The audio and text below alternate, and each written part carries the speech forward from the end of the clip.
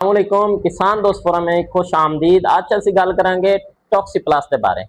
ਜਦੋਂ ਵੀ ਜਾਨਵਰ ਨੂੰ ਉੱਲੀ ਲੱਗੀ ਜਾਂ ਫਫੂੰਦੀ ਲੱਗੀ ਅਸੀਂ ਚੀਜ਼ਾਂ ਖਿਲਾਉਂਦੇ ਆ, ਜਿਸ ਤਰ੍ਹਾਂ ਰੋਟੀਆਂ ਦਾ ਇਸਤੇਮਾਲ ਕਰਨੇ ਆ। ਰੋਟੀਆਂ ਨੂੰ ਜ਼ਿਆਦਾਤਰ ਉੱਲੀ ਲੱਗੀ ਹੁੰਦੀ ਹੈ ਜਾਂ ਸਟੋਰੇਜ ਦੇ ਵੰਡੇ ਦੀ ਸਾਡੀ ਸਹੀ ਨਹੀਂ ਹੁੰਦੀ, ਜਾਂ ਜਿਸ ਤਰ੍ਹਾਂ ਹੁਣ ਬਾਰਿਸ਼ਾਂ 'ਚ ਨਮੀ ਆ ਜਾਂਦੀ ਹੈ ਤੇ ਨਮੀ ਦੀ ਵਜ੍ਹਾ ਤੋਂ ਫਫੂੰਦੀ ਲੱਗ ਜਾਂਦੀ ਹੈ ਤੇ ਉਹ ਜ਼ਹਿਰ ਜਾਨਵਰ ਦੇ ਅੰਦਰ ਜਾ ਕੇ ਮੁਤਅੱਦਦ ਬਿਮਾਰੀਆਂ ਦਾ ਸਬਬ ਬਣਦਾ ਹੈ। जानवर का मेदे ਨੂੰ डिस्टर्ब करता है, जानवर के जिगर ਨੂੰ खराब करता है और कई बीमारियां ਦਾ ਉਹਦੇ ਵਿੱਚ ਅਲਾਮਾਤ ਕੀ ਹੁੰਦੀਆਂ ਨੇ। ਅਲਾਮਾਤ ਵਿੱਚ जानवर ਦਾ जिसम ਜਿਹੜਾ ਹੈ ਉਹ ਸੁਰਖੀ ਮਾਇਲ ਹੋ ਜਾਂਦਾ ਹੈ। जानवर ਦੇ जिसम ਤੇ ਹਵਾਨੇ ਤੇ ਬਾਰ-ਬਾਰ ਜਿਹੜੀ ਹੈ ਸੋਜ਼ਸ਼ ਸਵੈਲਿੰਗ ਹੋ ਜਾਂਦੀ ਹੈ। जानवर ਦੇ ਗੋਡਿਆਂ ਤੇ ਗੋਡੇ ਸੁੱਜਣਾ ਸ਼ੁਰੂ ਹੋ ਜਾਂਦੇ ਨੇ। जानवर ਤੋਂ ਸਹੀ ਤਰ੍ਹਾਂ ਚੱਲਿਆ ਨਹੀਂ ਜਾਂਦਾ। जानवर ਦਾ जिसम ਜ਼ਹਿਰਬਾਦ ਦਾ शिकार हो जाता है। ਜਾਂ ਕਈ ਵਾਰੀ ਜਿਹੜਾ ਹੈ ਬੰਦੇ ਆ ਕੇ ਕਹਿੰਦੇ ਨੇ ਜੀ ਜਾਨਵਰ ਨੇ ਪਟਾਕੇ ਮਾਰੇ।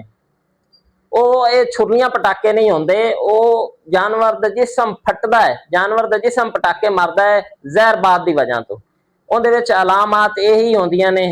ਟੌਕਸੀਪਲਸ ਕੀ ਕਰੇਗਾ? ਟੌਕਸੀਪਲਸ ਜਿਹੜਾ ਹੈ ਉਹ ਜਾਨਵਰ ਦੇ ਜਿਸਮ ਨੂੰ ਡੀਟੌਕਸ ਕਰੇਗਾ, ਟੌਕਸਿਨ ਦੇ ਅਸਰ ਨੂੰ ਖਤਮ ਕਰੇਗਾ ਜਾਨਵਰ ਦੇ ਜਿਸਮ ਵਿੱਚੋਂ, ਜਾਨਵਰ ਦੇ ਖੂਨ ਵਿੱਚੋਂ। ਜਾਨਵਰ ਨੂੰ चुस्त तवाना रखेगा, जानवर का मेदा जानवर के जिगर ਨੂੰ बेहतर करेगा।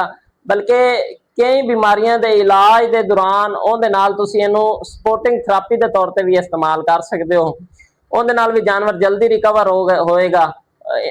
मुतअद्दिद इन्फेक्शन तो बाद ਜਿਹੜਾ ਹੈ ਉਹਦੇ ਨਾਲ भी ਤੁਸੀਂ इस्तेमाल कर सकते हो। लंपी स्किन ਜਿਹੜੀ है बीमारी, लंपी स्किन ਦੇ ਨਾਲ भी ਤੁਸੀਂ ਜਿਹੜਾ है लंपी स्किन ਦੀ ਅਲਾਮਾਤ ਵਿੱਚ ਤੁਸੀਂ इस्तेमाल कर सकते हो। जानवर के जिसम का अडीमा करने वास्ते भी तुसी ये इस्तेमाल कर सकते हो। इहदी टॉक्सीप्लस की डोज है बड़े जानवर वास्ते 100 ml, ये कम से कम तुसी 5 दिन पिलाना है जी। ते छोटे जानवर की डोज है 30 ml, तुसी उहदे विच सुबह दोपहर शाम 10 या सुबह शाम भी पिला सकते हो। 15 ml सुबह, 15 ml शाम नूं। इस तरह 100 ml देना तुसी अगर 2 टाइम दे लो तो ज़्यादा बेहतर है। 50 ml सुबह दे लो, 50 ml शाम नूं दे लो। टॉक्सीप्लस हर फार्मर की, हर घर की बेसिक नीड है। टॉक्सीप्लस KM फार्मास्यूटिकल कंपनी का है, होम्योपैथिक दवाई है, बहुत ही अच्छा रिजल्ट है।